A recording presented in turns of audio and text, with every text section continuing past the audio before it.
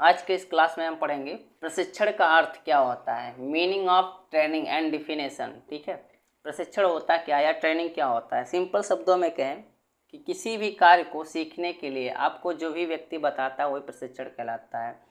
ठीक है, जैसे आप पढ़ाई कर रहे हैं तो आपको क्या कर रहा है, टीचर आपको सिखा रहा है, आपको ज्ञान दे रहा है, तो ये सब प्रशिक्षण के अंतर्गत आता है। सिलाई सीख रहे हैं तो उसमें भी जो दर्जी होता है वो सिखाता है। डॉक्टर के पास जाते हैं पढ़ाई करने तो अभी क्या आता है, आपको बताता है कि इसको ऐसे बताओ, ऐसे सुई लगाओ, ऐसे दवा दो। तो ये सब क्या आता है, प्रशिक्षण के अंतर्गत आता है, जिसे हम इंग्लिश में ट्रेनिंग बोलते हैं।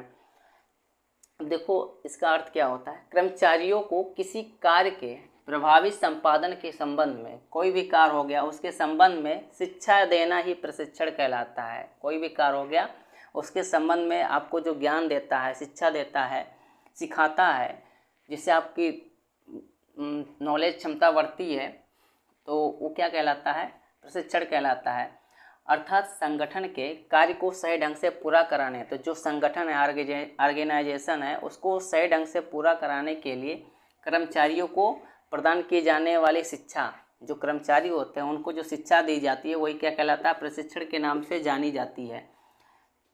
कोई भी वर्क हो गया, कोई भी ऑर्गेनाइजेशन हो गया, उसमें अच्छे ढंग से कैसे कार्य किया जाए, वो भी शिक्षा किसके अंतर्गत आती है, प्रशिक्षण के अंतर्गत आती है।